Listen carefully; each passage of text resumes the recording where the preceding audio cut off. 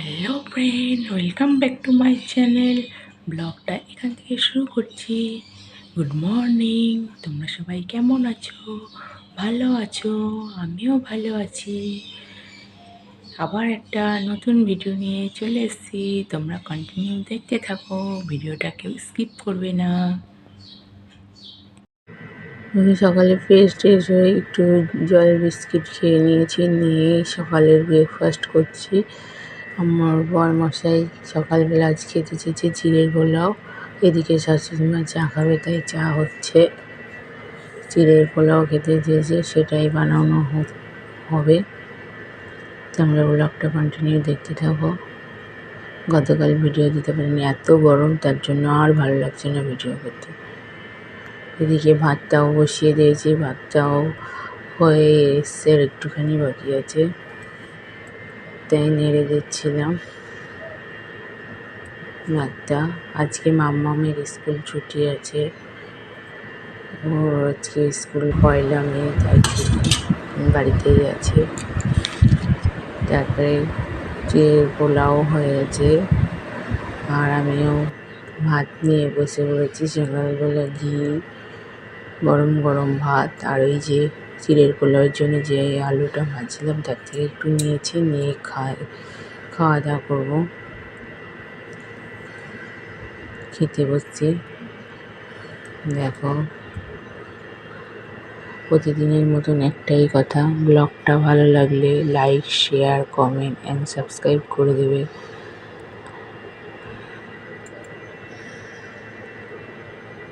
দেখো, আমি এখন খাচ্ছি, খাওয়া দাওয়া করে নিয়ে তারপরে যা রান্না হবে সে আনাজ তরকারি কাটতে বসছে। একা একা বসে কাটছি, দেখো, আর তোমাদের সঙ্গে শেয়ার করছি। আজকে রান্না হবে ভেন্ডি আলুর তরকারি, তাই খাচ্ছি। আরও কী কী যেন রান্না করেছে, ডাল হয়েছিল, মাছ হয়েছিল।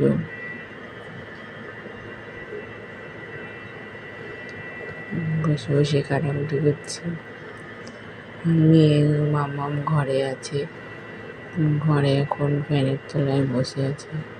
ওর শরীরটা ভালো না, ওর গায়ে কী সব র্যাশ বেরিয়েছে, ওর জন্য শরীরটা ভালো না, ঘরেই ফ্যানের তলায় বসে আছে।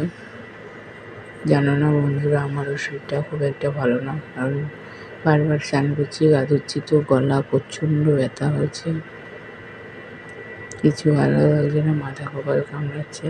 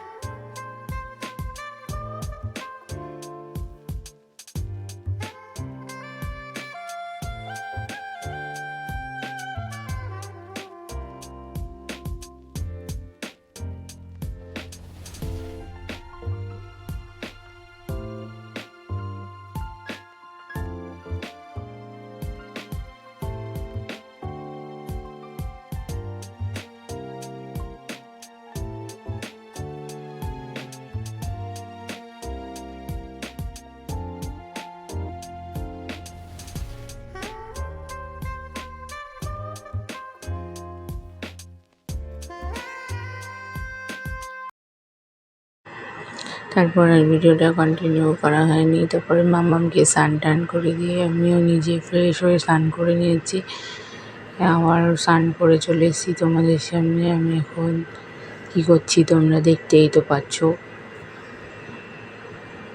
মাম্মাম নিচে চলে গেছে, ওপরে প্রচণ্ড গরম, গরম লাগে হলো, ওর জন্য নিচে চলে গেছে।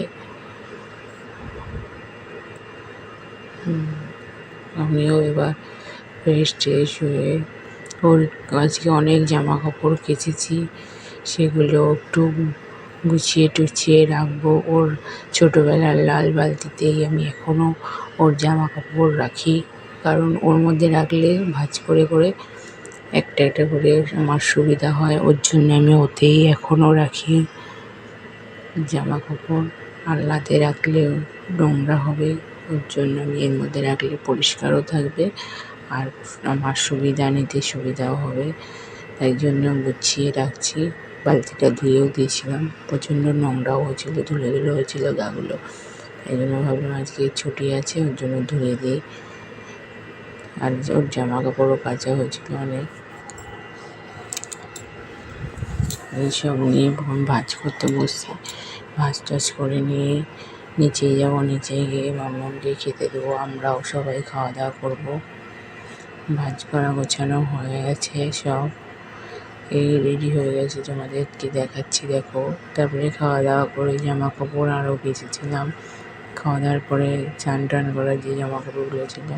ব্লগটা আর কন্টিনিউ করতে পারিনি, এখানেই শেষ করছি ব্লগটা। তোমরা ভালো থেকো, সুস্থ থেকো, বাই। আগামীকাল আবার নতুন ভিডিও নিয়ে আসছি।